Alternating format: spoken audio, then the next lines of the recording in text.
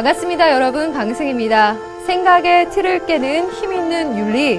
자, 탐스러운 윤리와 사상 43번째 시간에는 그리스도교 윤리를 배워보도록 하겠습니다. 오늘 배워볼 이 사상들은 앞에서 이야기했던 철학들과는 또 어떤 다른 특이점들을 이야기하게 될지, 우리 생각의 틀을 또 어떻게 깨주게 될지, 또 그들 사이에서는 또 어떻게 생각의 틀을 깨어가면서 그들 윤리를 이어가게 될지 여러분들 그 재미를 찾아보셨으면 좋겠어요. 오늘 1시간 동안 그리스도교 윤리라고 이야기할 텐데 꽤 많은 사상과 사상가들이 등장하게 됩니다. 그래서 바로 본론으로 들어가 보려고 하는데요. 자, 제가 판소를 한번 길게 그 시대적으로 어떤 것들을 배울지 한번 짚어보고 난 다음에 화면 보면서 이야기해 보도록 할게요. 자, 좀 넓게 판사하겠습니다. 자, 먼저 오늘 이야기하는 그리스도교 윤리를 공부할 때는요, 중세 시대로 들어가게 돼요. 이 중세의 초반 정도에 교부 철학이라고 하는 것이 등장하게 되고요. 이 교부 철학에서 대표적인 인물로 아우구스티누스를 이야기합니다. 그런데 이 중세에 교부 철학이 등장한 이후에 중세 말미쯤 가게 되는데요. 후반부로 가게 되는데 그때 스콜라 철학이 등장하게 되고요. 스콜라 철학에서는 토마스 아퀴나스 사람이 등장하게 되고 그 이후에 후기 그 스콜라 철학이라고 해서 오컴이라는 사람이 등장해요. 자, 이 사람은 처음 이번 교과서에 나오니까 아예 그냥 좀 이렇게 오컴 이렇게 써 넣을게요. 오컴이라는 사람이 등장합니다. 자, 그리고 나서 근대로 가기 이전에 지금까지 그 카톨릭 철학에 대해서, 카톨릭 윤리에 대해서 저항하는 새로운 그런 그 흐름이 등장하기 시작하죠. 우리가 그것을 저항한다. 프로테스탄티즘 이라고 이야기하죠. 프로테스탄트, 저항한다. 자, 이 프로테스탄티즘에 의해서 우리가 알아둬야 될 중요한 두 인물은 루터와 칼뱅이라는 인물입니다. 자, 그러면서 근대 즈음으로 넘어가게 될 텐데요. 그 이후에, 자, 조금만 더 옆으로 가면은요, 현대에 와서요, 마리탱이라는 사람이 있는데요. 이 마리탱이라는 인물이 이쪽 윤리에서는 굉장히 지식을 많이 갖추고 굉장히 인정받는 인물 중에 하나라고 해요. 그래서 이 사람이 앞에 토마스 아퀴나스를 스콜라 철학에서 이야기한 적 있었죠? 여기 앞에서요. 그 토마스의 뒤를 잇는 새로운 토마스주의 해서 신토마스주의하고 등장합니다.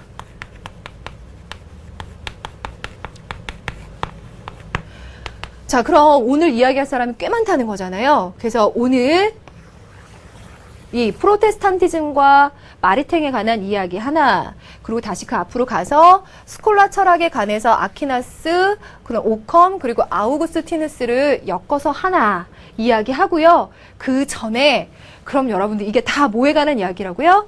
그리스도교 윤리에 관한 이야기잖아요.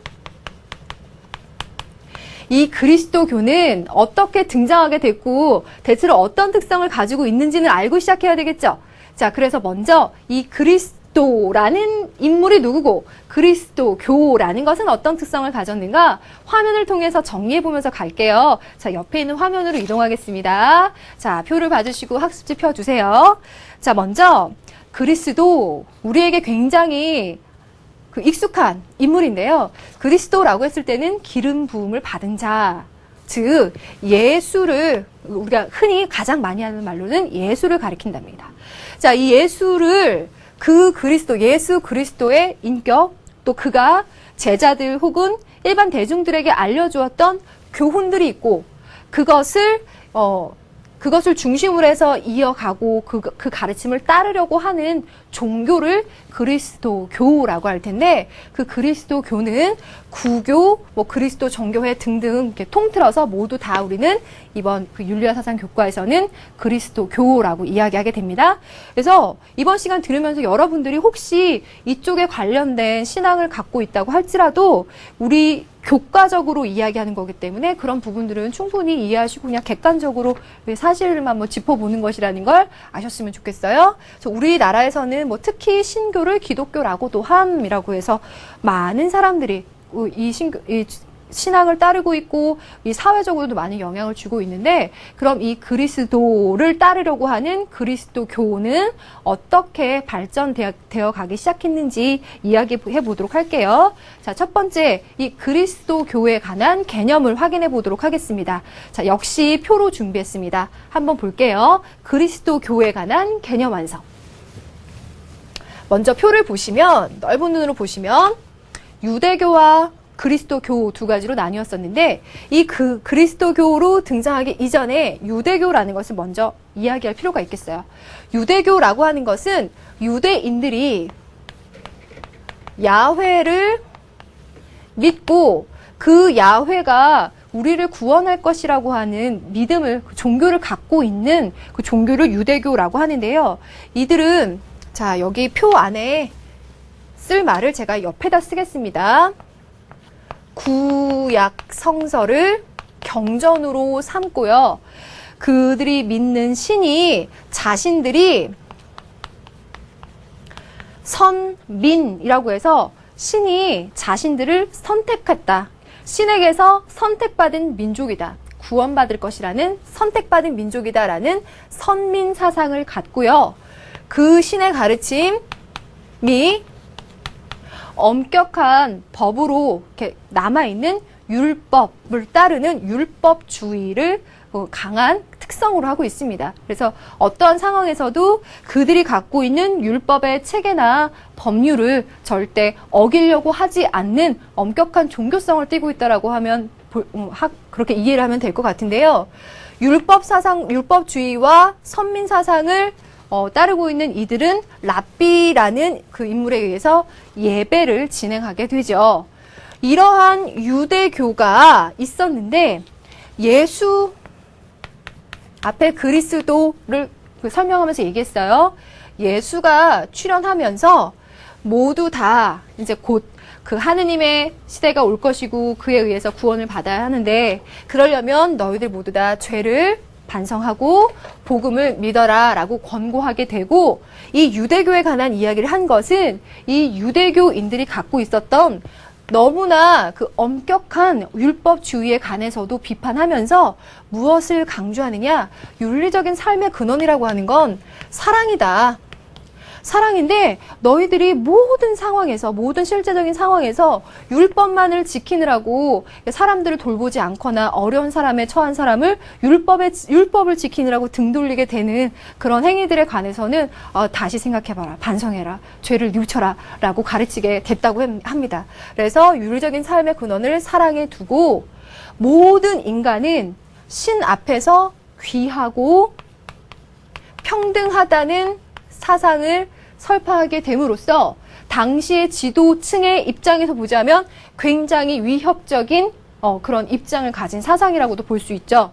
그리고 또한 그런 모든 사람들의 평등 혹은 힘없는 자들끼리 사랑을 나누고 서로 돕고 살아야 된다는 점을 강조하다 보니 급속도로 굉장히 많은 사람들에게 이렇게 설득력을 가지고 전파가 된 힘도 있습니다. 그래서 결국은 밀라노 칙령에 의해서 이 종교가 인정을 받게 되죠. 자, 이렇게 예수에 의해서 사랑을 강조하게 되는 이 그리스도교는 요 세 가지 한번 볼까요? 먼저 황금률이라고 해서, 황금률이라는 말은 꼭 그리스도교에서만 쓴다는 것이 아니라 반드시 지켜져야 될 가장 핵심적인 그 법칙, 룰이라고 할까요? 그것을 그리스도교에서는 뭐라고 얘기하느냐? 무엇이든지 남에게 대접받고자 하는 대로 너희도 남을 대접하라 라고 하는 것을 핵심적인 원칙으로 했다고 합니다. 만약에 예를 들어서 공자가 얘기했을 때는 내가 남에게 받고 싶지 않은 거 남한테 하지 말아라. 그리고 남한테 받고 싶은 거 남에게 그렇게 해 주어라 라고 말했던 그런 룰과 마찬가지로 동서양을 떠나서 이런 의미에서 다른 사람을 인격적으로 대하라는 점에서 통하는 이야기인 것 같아요.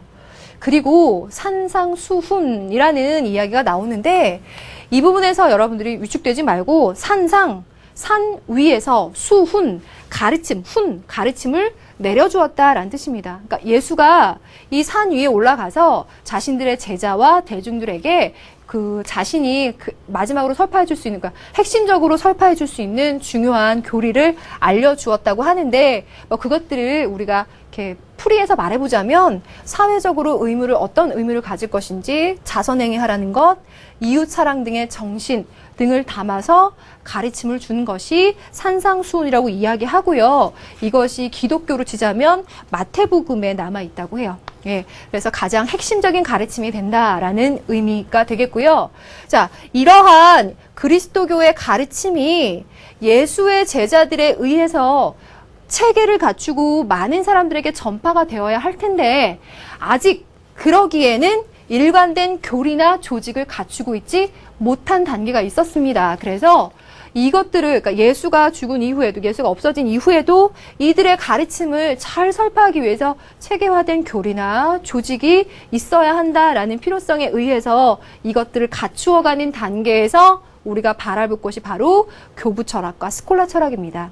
자, 그럼 유대교와 다른 그리스도교 윤리는 어떤 특성을 가졌는지 이 정도로 정리해 보도록 하고요. 이제부터는 교부 철학에 관련해서 이야기해 보죠. 교부 철학 화면이 떴는데요.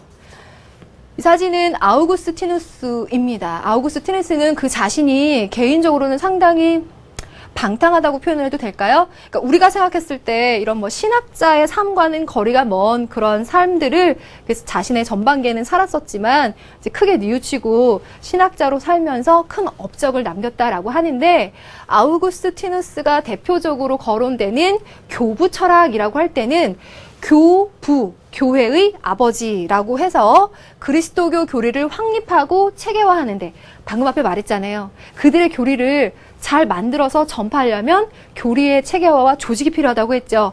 그 작업을 하는데 공헌한 학자, 성직자들을 중심으로 한 그리스도교 교리의 체계화시킨 철학이라고 표현합니다. 물론 중세시대에 오게 되면 철학이라는 의미보다는 신학을 보조하는 철학의 의미가 더 강하긴 하지만 이제 우리가 중세 철학의 관점에서 이렇게 표현하는 겁니다. 그럼 여러분들 아우구스티누스가 이야기한 어떠한 그 내용들을 통해서 그의 사상의 요점을 정리해 볼 수 있는지 한번 내용 지문을 한번 보겠습니다. 제가 준비해 온 지문은 바로 요건데요. 함께 읽어봐요. 처음 보는 거지만 아우구스티누스의 신공론에 이런 얘기가 있어요. 두 개의 사랑에 의해서 두 개의 국가가 형성된다. 지상의 국가는 자신을 사랑하고 심지어 신을 경멸함으로써 또 하나 천상의 국가는 신을 사랑하고 심지어 자신조차도 경멸함으로써 형성된다. 바꿔 말하면 전자, 지상의 국가는 자신을 경배하고 후자, 천상의 국가는 신을 경배한다. 또한 지상의 국가는 인간으로부터 영광을 찾고 천상의 국가는 신으로부터 영광을 찾는데 이것이 훨씬 더 위대한 점이라는 점은 우리의 양심이 근거하는 바이다. 이 내용 읽으면서 외우라는 게 아니라 아우구스티누스가 세 개를 둘로 나눠보고 있어요. 지상의 국가와 천상의 국가. 그쵸? 두 개로 세 개를 나눠보죠? 그러면서 이 중에서 자신을 존중하는 지상의 국가가 아니라 신을 존중하는 천상의 국가가 더 위대하다라고 결론 내리고 있죠? 자, 요 아이디어를 잡아서 아우구스티누스 혹은 교부 철학에 관해서 정리해 보도록 하겠습니다. 판서 내용이 길지 않고 정말 요점만 잡아갈 거예요. 옆으로 가겠습니다. 자, 교부 철학 얘기했는데요. 요 안에만 제가 쓸 수 있도록 정리해 볼게요. 지금 말한 것처럼 천상의 국가와 지상의 국가로 세 개를 둘로 나뉘어서 봤죠? 여러분들 세 개를 둘로 나뉘어 본 사람 하면 비슷하게 누군가가 떠오르지 않으세요? 고대 그리스로 가보세요. 누가 있죠? 이데아계와 현상계를 나눈 사람. 바로 플라톤이에요. 이걸 꼭 알아야 돼요. 자, 여기에다가 쓸게요. 글씨가 보이죠? 자, 플라톤이 얘기한 이데아의 세계와 현상의 세계, 현실의 세계. 현상의 세계는 감각으로 인지하며 이건 진리의 모방, 본딴 따라한 그런 세계일 뿐이고 이데아의 세계는 이성으로 인지한 진리의 세계다라고 이원론적으로 이상적으로 세계를 바라보고 있는 플라톤의 철학을 원용해서 자신들의 신학을 체계화하는 데 이용한 거예요. 아까 처음부터 말했듯 그리스도교의 윤리를 뭔가 사람들한테 막 알려주려면요. 교리가 체계화가 되어 있어야 될 거 아니에요? 체계화를 시켜서 말이 뭔가 조리가 있고 교리가 뭔가 그럴듯하게 정리가 되어야만 사람들한테 설명해주고 설득을 할 텐데 그 작업을 하기 위해서 이거 그리스 윤리 중에서 뭔가 이런 아이디어를 잡아올 만한 그 신학을 체계화하는데 도움을 줄 만한 아이디어가 없을까라고 고민하다가 그리스도교 윤리 중에서도 플라톤의 윤리, 그리스 윤리 중에서도 플라톤의 윤리를 원용해서 세계를 둘로 나눠본 그 논리대로 천상의 세계와 지상의 세계를 둘로 나뉘어서 설명하게 된다는 거예요. 이것만으로도 아우구스티누스 문제를 푸는 데는 굉장히 결정적인 단서를 줍니다. 꼭 하나 알아두시고요. 자, 그 다음 플라톤이 이원론적인 세계관 외에도 사주덕론 얘기했던 거 기억하시죠? 사실 이건 쓸 필요도 없이 말로 해도 될 것 같은데 지혜, 용기, 절제, 정의라는 4가지 덕이 있었어요. 이 덕에 관해서도 수용해서 신학적으로 설명을 하는 거예요. 지혜, 용기, 절제, 정의를 각각 설명할 때 신을 위해서 진정으로 옳은 것이 무엇인가를 분별하는 지혜, 또 신을 위해서 기꺼이 헌신하고 내가 해야 될 것을 모두 감당하는 용기, 절제, 정의 등을 해석해냅니다. 그러니 역에서의 요체는 아우구스티누스 교부 철학이 자신들의 신학을 체계화하는 데 있어서 그리스 윤리 중에서도 플라톤의 윤리를 원용했다라고 하는 점을 반드시 잘 알아두시면 사실 우리의 목적은 문제 푸는 거잖아요. 거기에 잘 적용이 되실 겁니다. 자, 이원론적인 세계관 사주덕론까지 이야기했고요. 그 다음에 그가 이야기하고 있는 신에 관해서 마지막으로 정리를 해보면요. 아우구스티누스는 신에 관해서 신은 이성적으로 증명하거나 이성적으로 만날 수 있는 존재는 아니라고 봐요. 다만 우리한테 지식이 필요하다면 그 지식은 신을 이해하는 데 있어서 필요한 도구일 뿐 그 이성, 지식 자체만으로는 신을 감히 이해하거나 만날 수 없다. 다만 어떻게? 실존을 통해서 만나야 하는 인격적인 존재이다라고 이야기합니다. 요렇게만 쓰겠습니다. 실존, 인격. 요렇게 말하면 말이 좀 어렵죠? 우리가 일상생활 속에서 신이라는 존재를 완전히 믿어버리는 거예요. 그래서 내가 신과 기도라는 활동을 통해서 대화하고 또 그의 대답을 듣고 그러면서 의사소통하고 내가 이렇게 살아야 되겠구나. 내 삶 속에서 신이라는 존재에게 완전히 귀의하고 의지하고 그의 은총을 받으면서 실존을 통해 만나야 하는 인격적인 대상이지 이성적으로 인식하는 대상은 아니다라고 한 점을 명확하게 기억하시면 되겠습니다. 자, 아우구스티누스 정리됐죠? 그럼 이런 아우구스티누스의 생각을 요 정도로 마무리해보고 여기 아퀴나스, 스콜라 철학으로 가보도록 하겠습니다. 제가 옆에다가 아퀴나스 내용을 한번 또 정리해 봤거든요. 화면으로 또 옮겨가 볼게요. 아퀴나스 가보면은요. 자, 이렇게 지우고 이 인물 토마스 아퀴나스 나왔는데 자, 여기 토마스라는 이름 꼭 기억하세요. 자, 이 토마스 아퀴나스를 대표하는 스콜라 철학이라고 했을 때는 스콜라라는 말이 뭐 여가 혹은 뭐 학교라는 말의 어원이 됐다고도 하는데 뭐 그 말 자체는 중요하지 않고 8세기에서 17세기에 걸친 유럽 중세의 기독교 교권 확립을 위한 신학 중심의 철학, 이것도 역시나 철학으로 정리를 했는데 기독교 교권 확립이라고 했어요. 자, 이렇게 앞 단계에서 그 기독교, 그리스도교 윤리가 나름의 체계를 이루었어요. 체계를 이루고 난 다음에 사람들에게 조금 더 설득력 있게 신이라는 존재에 대해서 좀 더 과감하고 자신 있게 이 신이 정말로 존재한다, 믿어야 된다 라는 점을 설득하기 위해서 이들이 또 어떤 작업을 했을까? 토마스 아퀴나스 중심으로 한번 이야기해 볼게요. 자, 그 옆에다가 토마스 아퀴나스의 이야기를 한번 띄워볼게요. 저만 이렇게 살짝 비키겠습니다. 자, 얘기를 보면 신이라는 존재를 설명하고 싶고 증거를 대고 싶은 거예요. 신이라는 존재가 정말 있어. 믿어야 돼. 라는 걸 증명하고 싶은데 이러한 이유로 증명을 합니다. 아퀴나스의 신학 대전에서 첫 번째이며 명백한 길은 운동의 부분에서 취해진다. 운동. 이 세계 속에서 어떤 것들이 움직여진다는 것은 확실하며 감각으로도 확인되는 바이다. 그런데 그 움직여지는 모든 것은 다른 것에 의해 움직여진다. 그러므로 어떤 것이 그것에 의해 움직여지는 그것이 움직여진다면, 이 말이 여러분들 좀 어렵죠? 제가 요거 지우고요. 이거 지우고 요 부분에 한번 아리스토텔레스 부동의 동작 요 말을 조금 이따가 설명을 해 볼게요. 자, 그럼 그 다음 계속 또한 그것은 다른 것에 의해 움직여져야 하며 움직이게 하는 저것은 또 다른 것에 의해 움직여져야 한다. 무슨 말이죠? 그런데 이렇게 무한히 소급해 갈 수는 없다. 그 근원적인 무엇인가는 있을 거라는 거야. 모든 것을 움직이게 하는 무엇인가의 존재가 거슬러 올라가다 보면 가장 근원적인 누군가는 있을 거라는 거야. 그렇게 갔을 때 최초의 운동자에 필연적으로 도달하게 되는데, 그리고 모든 이는 그런 존재를 이야기하게 될 때 그건 뭐라고 이해를 해야 되느냐? 바로 신으로 이해해야 한다. 자, 그럼 여기서의 내용을 이해를 해보면, 자, 우리라는 존재가 있을 때 이 존재는 어떻게 만들어졌을까? 부모님?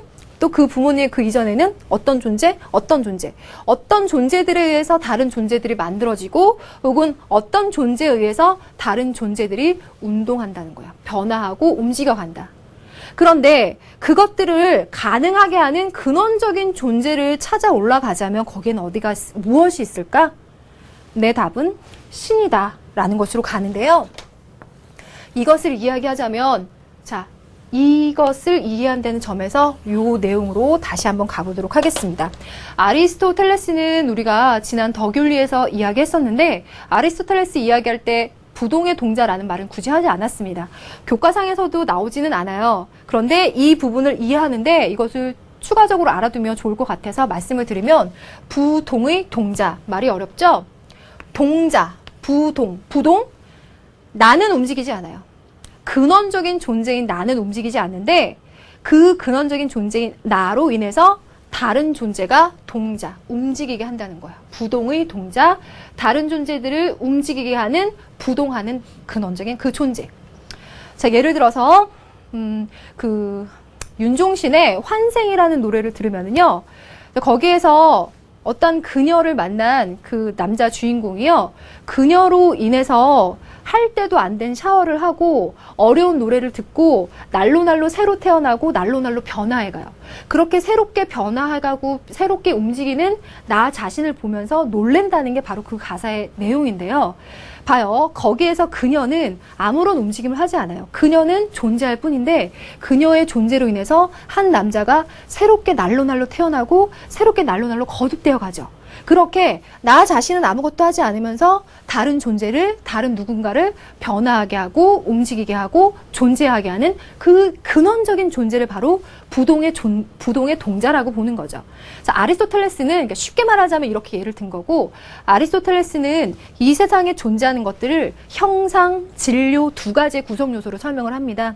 이제 그러면서 예를 들어 도토리라는 것이 있으면, 도토리라는 것은 나중에 참나무가 될 만한 가능성, 가능태를 지니고 있는 것이죠. 그러니까 나름의 다들 가능성을 갖고 있고 그것을 현실에 피워내고 이러면서 존재하는데, 그것들을 가능하게 하는 근원적인 존재로 올라가면 부동의 동자라는 것이 있을 거야 라고 설정을 해요. 이러한 아리스토텔레스의 철학이요, 서아시아, 그러니까 아랍권이 되겠죠.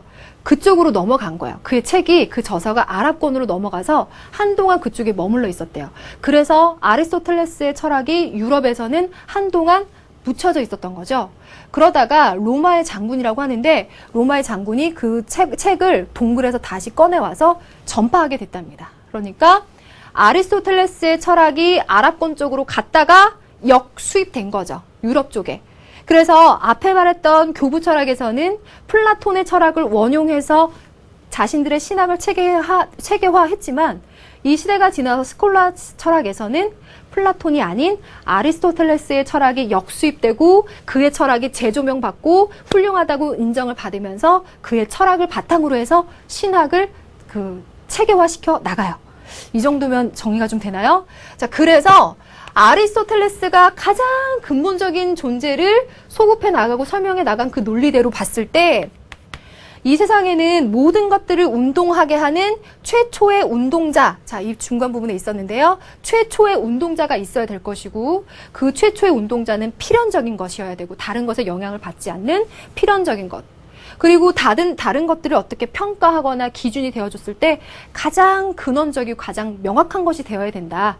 그렇게 필연적이고 최초의 운동적이고 가장 근원적인 것이 무엇일까라고 역시 똑같이 소급해 올라가 보는 거예요. 그랬을 때 아퀴나스는 신이라고 대답하는 거죠. 신.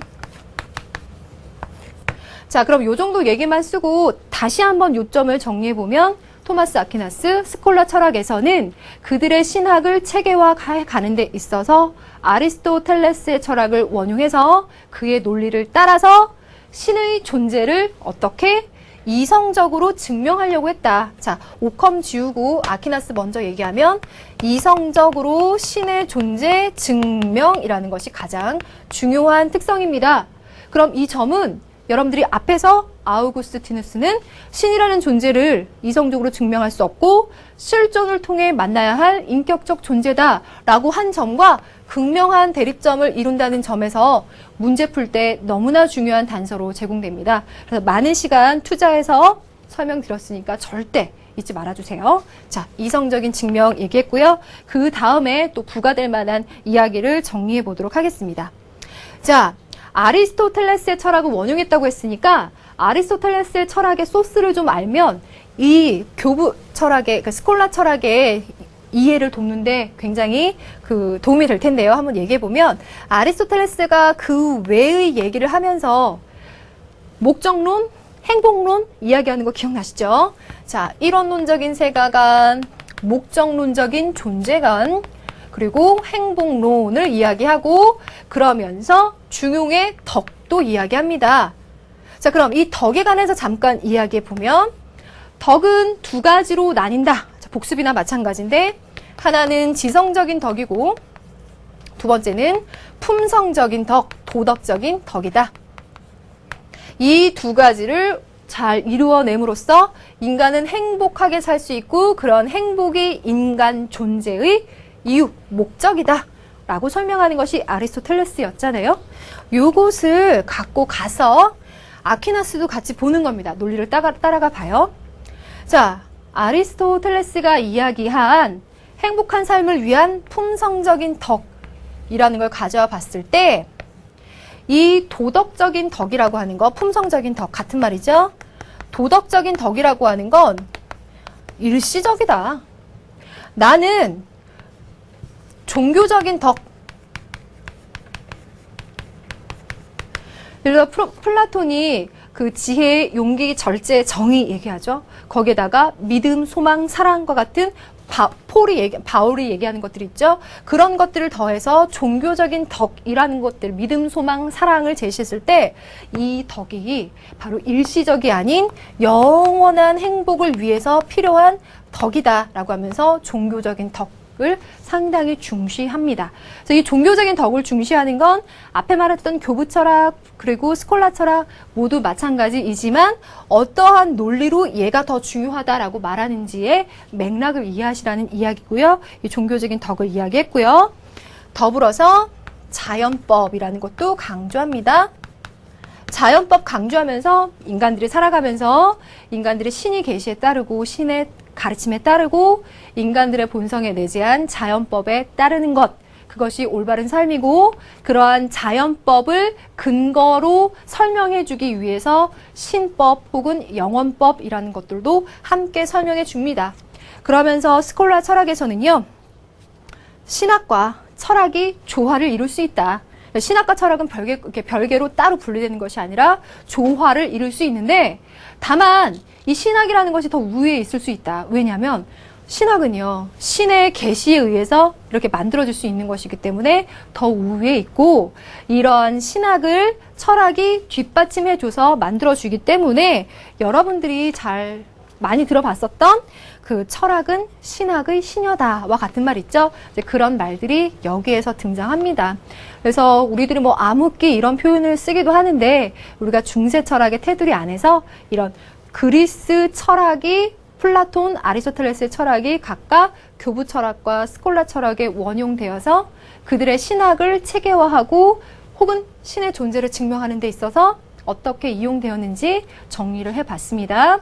자, 이런 의미에서 보자면 그리스 철학 그리고 그리스도교 윤리의 조화라고 볼 수 있는데, 그리스 철학을 뭐 헬레니즘이라는 표현으로, 그리고 그리스도교 윤리를 헤브라이즘이라고 이야기했을 때 두 가지가 조화를 이루게 된 것이 이들의 업적이다라고 이야기할 수 있겠습니다.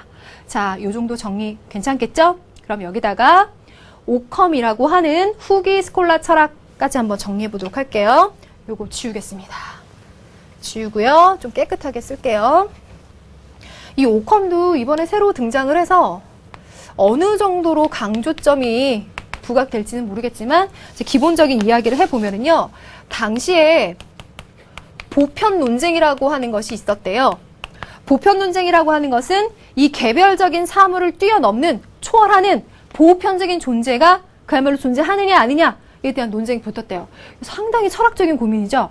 이 보편 논쟁이 일어나면서 그런 그 현실적인 사물을 초월하는 존재가 있다라고 하는 입장을 실제론, 아니다, 그런 존재는 없다. 그런 존재는 그냥 다만 사물들이 있을 뿐이고, 그런 사물들에 대해서 이름을 붙이거나 기호를 붙여서 우리 머릿속에 남아있는 것일 뿐이다 라고 하는 것이 이름이나 기호를 붙였다, 그것이 있다. 그래서 유명론이라고 이야기해요. 이 두 가지의 논쟁이 붙었었는데, 오컴이라는 사람은 어디에 있었냐면 유명론의 입장에 있었답니다. 자, 개별적인 사물을 뛰어넘는 초월적인 그 존재가 있다라는 건 또 한번 유추해 보세요. 이건 누구 철학하고 상당히 비슷해요. 플라톤의 이데아론이 생각이 나죠. 실제로 그 뒤를 이은 것이 보편 논쟁에서 실제론의 입장이고요. 유명론은 그것에 대한 비판적인 시각이에요. 그럼 이 오컴은 이 입장에 있었다는 거고요. 그러면서 그가 이러한 이야기를 합니다. 오컴의 면도날 혹은 이중진리설 이라고 이야기를 해서요, 앞에 얘기했던 스콜라 철학 보면 철학과 신학을 조화를 이루려고 하고, 철학을 통해서 신학을 체계화시키고 증거를 대려고 노력을 하죠. 근데 그런 노력에 비해서 오컴은 이 이중 진리설을 통해서 철학적인 진리와 신학적인 진리는 도저히 조화를 이룰 수 없는 대상이다. 얘를 분리시켜야 된다. 그런 점에서 이중 진리설이라는 것을 얘기해요. 다시 말하자면 철학, 신학 두 가지를 조화시켜서 설명하려고 하는 그 시도를 포기하는 거야. 불가능하다. 포기하고 오컴의 면도날이라고 하면 사유의 단순성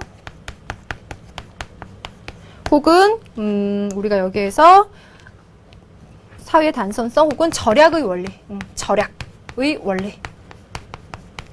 이 말이 어떻게 이해될지 모르겠는데, 실제론이라고 하면 우리 눈에 보이지 않는 사물들을 뛰어넘는 보편적인 존재들이 있다라는 것 자체를 보면서 비판하면서, 그렇게 눈에 보이지 않는 보편적인 존재들에 관해서 이야기하고, 그래서 자꾸만 보편적인 존재들을 만들어내고, 그래서 우리의 사유를 복잡하게 하는 것들에 대해서 비판하면서 생각을 단순하게 절약하자라고 하면서 아주 명확한 논리로 그 플라톤의 수염을 깎아버린다는 의미에서 오컴의 면도날, 그래서 플라톤의 사상을 이었던 실제로 보편적인 존재가 있다라고 하는 그들의 입장을 깎아버리는 논리를 제시했던 것이 바로 오컴의 면도날이라고 제시가 됐다고 해요. 그럼 이게 후기 스콜라 철학이라고 했잖아요.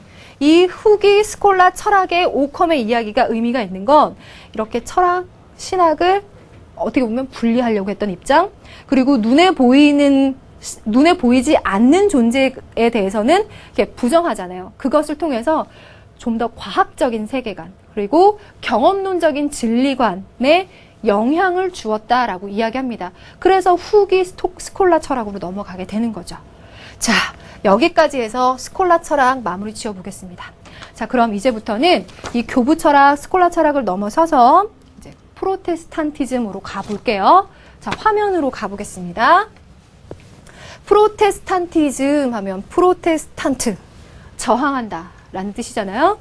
지금까지의 그 구교라고 표현합시다. 그 구교에 저항하는 입장으로서 루터와 칼뱅이라는 대표적인 두 인물이 등장하게 되는데, 뭐 칼뱅이 그것을 더 완성했다라는 표현이 있을 수도 있고, 그렇게 이야기했을 때 뭐 역사적인 사건이나 배경이 되는 것들은 여러분들이 다른 교과에서도 많이 배워봤겠지만, 우리 윤리학 사상 교과에서는 그들이 직접적으로 강조하는 것이 무엇인지 한번 보도록 합시다. 종교개혁이라고 하는 것이 바로 역사적인 배경이 된다는 건 알 텐데, 그럼 그 중에서도 루터는 무엇을 강조하느냐? 성서주의. 여기에 쓸 말 성서입니다. 성서주의. 그 전에는 교회라는 것이 반드시 필요했죠. 교회를 통해서 그 신을 만나고 신의 말씀을 들을 수 있고, 하다못해 교회를 통해서 면죄부를 우리가 사서 내 죄를 사할 수 있다라는 그 논리로 사람들을 설득해 왔었다면, 루터는 종교개혁을 통해서 교회가 아니라 성서를 내가 읽고 그 속에서 신의 말씀을 듣고 신의 계시를 배우고 신의 가르침을 따를 수 있다라는 성서주의를 이야기합니다. 자, 성서. 그래서 교회라는 중개자가 빠지고 내가 직접 성서를 통해 신을 만날 수 있다라는 이야기죠. 그럼 그 논리 그대로 가보면 신자들 누구나 교회의 중개자가 아닌 하느님과 직접 성서를 통해 대화하고 만날 수 있다라는 말은 어떻게 이어질까요? 자, 여기다 쓰면 그 옆에다 쓸게요. 여기에 쓸 말을 만인사제주의. 모든 사람이 그래서 사제가 되는 거예요. 내가 직접 신과 만나니까. 자, 그러고 그가 이야기했을 때 구원이라고 하는 것은 어떠한 행위 자체보다는 그 사람이 신을 얼마나 충실하게 믿고 있느냐라는 믿음을 중시한다라는 점을 알아두셔야 되겠습니다. 세 가지 강조되죠. 성서, 만인사제주의, 믿음이라고 하는 거 알아두시고, 그 다음 칼뱅으로 넘어갈게요. 칼뱅에서 세 가지 네모를 만들어 놨는데요. 자, 논리를 한번 따라가 봅시다. 칼뱅은요, 이 세상에 살아가는 우리들의 삶을 이렇게 설명해 줄 때 신에게서 선택받은 사람이 예정되어 있다고 봐요. 그래서 그걸 예정설이라고 합니다. 나는 누군가가 신에게서 구원받을 것이라는 것이 예정되어 있는데, 다만 그것을 우리가 정확히 알 수는 없어요. 누가 구원받을 것인지는 알 수 없지만, 그것을 우리가 실현하고 또 알아갈 수 있는 방법이 아예 없는 것도 아닌 것이 바로 직업을 통해서요. 예를 들어 제가 학생들을 가르치는 직업을 갖고 있는데, 이 직업은 신이 나에게 준 계시, 명령이라고 봅니다. 소명이라고 이야기하는데요. 소명. 너는 학생들을 열심히 가르쳐라 라는 소명을 주었고, 나는 그 소명을 받았죠. 그 소명을 바탕으로 해서 열심히 학생들을 가르칩니다. 그래서 그러다가 뭐 직업적인 보람도 있을 뿐만이 아니라 뭐 월급을 받아서 차곡차곡 저축을 할 수 있겠죠. 자, 그렇게 해서 나에게 물질적인 부가 쌓여요. 근데 뭐 예를 들어서 뭐 꼭 극명하게 대립점인 정으로 얘기할 수는 없지만, 동양사에서는 그런 물질적인 부를 쌓아가는 것에 대해서 약간은 부정적인 측면으로도 볼 수 있었다면, 이 이론상으로는 내가 그렇게 신의 뜻을 따라서 내 직업 활동을 열심히 하고 그래서 물질적인 부를 축적해 갈 수 있다? 그건 신이 나중에 너를 구원할 거라는 그 예정의 표시라고 보는 거예요. 그래서 직업 소명설, 직업 신의 영광을 직업을 통해서 실현할 수 있다. 그럼 그렇게 열심히 일해서 막 쓸 수 있을까요? 그럴 수 없죠. 근검절약하고 금욕하는 삶을 갖게 되고요. 이것을 그 서구에서 자본주의가 발달하게 된 그 근원적인 그 뿌리로 찾아가 봤을 때, 그런 점에서 서구에서는 이러한 사상적인 영향으로 자기 직업활동, 노동에 충실할 것, 그리고 그렇게 해서 물질적인 부를 쌓는 거에 대해서 부정적으로 보지 않는다. 긍정적으로 평가하죠. 그리고 그렇게 쌓은 부를 함부로 쓰지 않고 그 금욕적으로 근검절약하면서 살 것을 강조했다. 이것이 자본주의, 서구 자본주의의 뿌리가 됐을 것이다 라고 평가합니다. 그런 점에서는 상당히 중요해요. 자, 여기까지가 프로테스탄티즘 윤리에서 가장 중요한 점이고요. 오늘의 마지막 이야기는 신토마스주의예요. 앞에서 토마스 아퀴나스 얘기했죠. 그 토마스의 새로운 입장을 이어가는 것이 마르탱이라는 인물의 신휴머니즘입니다. 우리는 보통 인간 중심의 휴머니즘을 얘기하잖아요. 마르탱은 신 중심의 휴머니즘을 얘기하는데, 마르탱이 봤을 때 인간이라고 하는 것은 육체와 영혼을 갖고 있는 조화를 이룬 존재예요. 육체는 진화 과정의 산물이겠지만 영혼이라고 하는 건 신의 창조물, 이 두 가지를 부여받은 존재로서 더구나 신의 창조물인 영혼을 부여받은 인간은 모두가 다 존중받는 평등한 존재라고 보는 거죠. 그리고 그는 그런 모든 인간들이 존중받아야 될 근거를 바로 자연법에서 찾아요. 자연법. 아까 토마스 아퀴나스에게서도 자연법, 신법, 영어법을 설명한 적이 있었죠. 그러한 자연법에서 신이 부여한 자연법에 따라서 인간의 권리, 의무가 바로 근거를 찾을 수 있는 것이다 라고 강조하고, 그리스도교적인 인격주의의 바탕을 두고 민주주의를 실현해야 된다라는 점도 강조합니다. 그래서 세계 인권 선언문의 초안을 만든 그런 중요한 인물이기도 해요. 그래서 그리스도 교회의 진정한 교리를 아는 사람이라면 모든 사람들이 평등하고 사랑을 받아야 된다는 거, 그리고 우리들을 그런 현세에서 그것들을 다 실현함으로써 또 내세 천국에서의 그런 삶을 맞이할 수도 있다는 것을 아는 사람이라면 그런 그 인본주의적인 삶을 살아야 된다는 거, 그러니까 휴머니즘을 실현해야 된다는 것을 알 것이다라는 논리를 이어간다고 하죠. 그래서 정리를 해보자면 우리 삶에서 중시하는 자유, 형제, 우애, 정의 등등을 모두 다 신중심의 휴머니즘을 통해서 강조하고 자연법에 근거해서 이야기함으로써 토마스주의를 이어가고 있다 해서 신중심의 토마스주의라고 이야기합니다. 자, 어때요? 오늘 그리스도교 윤리 이야기하면서 다시 한번 짚어볼까요? 그리스도교가 어떤 의미를 갖고 있는지 기본적으로 얘기했고요. 그것을 체계화하는 과정에서 교부 철학과 스콜라 철학 얘기했어요. 여기에는 아우구스티누스, 아퀴나스, 오컴이 나왔어요. 그리고 프로테스탄티즘에서 루터와 칼뱅이 나왔죠. 그리고 신토마스주의에서 마르탱이 나왔죠. 상당히 많은 사람들이 나왔는데요. 이 역사들만 봐도 우리 윤리, 깨는 윤리라고 얘기하죠. 앞에 있었던 윤리를 조금 더 확장시키기 위해서 조금 더 자신들의 그런 체계화, 조직을 만드는 스스로를 깨어가려는 노력들, 그렇죠? 좀 더 탄탄히 만들어가려는 노력 등을 통해서, 그리고 앞에 있었던 철학적인 관점을 조금 더 깨면서 근대의 시작을 열기도 하는 영향력을 주고 있어요. 그래서 지금 중세로부터 현대까지 굉장히 긴 시간을 거쳐왔죠. 이것을 통해서도 한 그리스도교 윤리의 흐름임에도 불구하고 굉장히 역동적인 흐름이 보인다는 걸 알 수 있을 겁니다. 단순히 어떤 종교적이거나 신앙적인 이야기에서 접근하려고 하는 것이 아니라 철학적인 관점에서 그 흐름과 힘을 한번 느껴봤으면 좋겠어요. 자, 1시간 동안 굉장히 많은 얘기를 한 건데 핵심 뭐가 있는지 깡하게코 그래도 한번 짚어봐 드릴게요. 화면을 함께 보실까요? 오늘 많은 이야기 했지만 그리스도교 윤리에서 그 아우구스티누스와 아퀴나스에 관한 대립구도 혹은 공통점에 관해서는 고전적으로 잘 출제가 되었고 많은 학생들이 어려워하는 주제 중에 하나예요. 그래서 다음에 문제 풀 기회가 있을 때 이 부분을 정확히 잘 짚어봐 드리고 훈련할 수 있도록 할게요. 그 중에서도 차이점을 얘기해봐라 그러면 아우구스티누스는 신의 존재를 이성적으로 증명할 수 있다, 없다? 없다. 스콜라 철학에서는 이성적으로 증명하려고 했죠. 그 두 가지가 다르고요. 각각 원용한 철학이 교부 철학은 플라톤, 스콜라 철학은 아리스토텔레스, 이거 명확히 아셔야 됩니다. 하지만 공통점도 있어요. 공통점은 모두가 다 종교적인 덕을 중시했고요. 그리고 신에게 완전히 귀의해서 그의 은총을 받아야만 된다. 인간이라는 존재는 불완전한 존재다. 이런 것들은 공통점입니다. 그러니까 차이점만 보지 말고 공통점 속에서 차이점을 보려고 노력하셔야 돼요. 그리고 두 번째, 루터라는 인물 나왔는데 성서주의와 만인사제주의 강조한 점. 그래서 사상적으로 보면 뭐 개인의 자유를 중시하는 그런 사상으로도 흘러갈 수 있겠죠. 칼뱅의 예정설과 직업 소명설을 여러분이 정확히 알아두시면 이것이 서구 자본주의의 사상적인 토대가 될 수 있겠구나라는 것으로 이어지겠죠.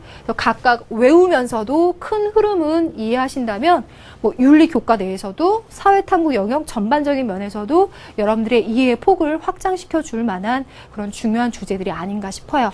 자, 깡하게 콕 여기까지 잘 정리되셨죠? 그러면 저는 오늘 이제 얘기를 한번 마무리해 보려고 하는데, 오늘이 그리스도교 윤리여서 이 그리스도교에서 강조할 만한, 또 여러분들에게 알려줄 만한 뭐 좋은, 공부하면서 좋은 이야기가 없을까 해서 하나 이거 찾아왔어요. 그 기독교의 야고보서에 이런 내용이 있대요. 시험을 참는 자는 복이 있나니 시련을 견디어낸 자가 쭉쭉쭉쭉 이어갑니다. 자, 이 이야기를요, 우리가 한번 이렇게 보편적으로 한번 이해해 봅시다. 그 여러분들 뭐 가정 환경이 좀 어려울 수도 있고, 뭐 자기 뭐 육체적으로 좀 힘든 일들이 있을 수도 있고요. 자기에게 여러 가지로 시련이 있을 수도 있고, 시험을 당할 수도 있고, 뭐 갈등이 생길 수도 있어요. 그쵸? 지금 이 순간에도 다른 사이트 한번 들어가 볼까? 혹은 이거 그만두고 친구랑 놀까? 여러 가지 갈등, 시험, 시련이 여러분들을 흔들 수 있을 거예요. 그렇죠? 하지만 제가 강의하면서 강조하지만 어떤 조건이 좋아서 잘하는 것보다는 그런 조건이 좋지 않음에도 불구하고 그런 시험, 시련, 갈등에도 불구하고 잘할 수 있는 여러분들이 됐으면 좋겠어요. 지금은 별거 아닌 것 같고 내가 고생만 하는 것 같지만 그걸 이겨내는 훈련을 한 여러분들은 나중에 어른이 됐을 때 그 깊이나 그 폭이 아마 다른 사람들에 비해서 훨씬 더 깊고 넓을 거예요. 그래서 훨씬 더 넓게 세상을 바라보고 넓은 경험을 하면서 더 성숙한 삶을 살 수 있을 거라고 봅니다. 제가 하는 얘기가 좀 거창한 얘기처럼 들릴지 모르겠지만 인생의 진리인 것도 같아요. 자, 우리 앞으로 나타나는 시험이나 시련이나 갈등들 한번 견뎌볼까요? 견딜만 할 것을 제대로 견디는 사람에게는 분명히 복이 있을 것이다. 자, 한번 마음으로 새겨보면서 오늘 내용 정리해 보도록 하겠습니다. 자, 여러분들 수고 많으셨고요. 저는 다음 이 시간에 그리스도교 윤리 문제 풀이를 통해서 만나도록 하겠습니다. 문제가 꽤 많거든요. 교재 페이지 한번 확인해 보시고 들어오면 좋겠어요. 수고 많았고요. 전 다음 시간에 인사드리겠습니다. 감사합니다.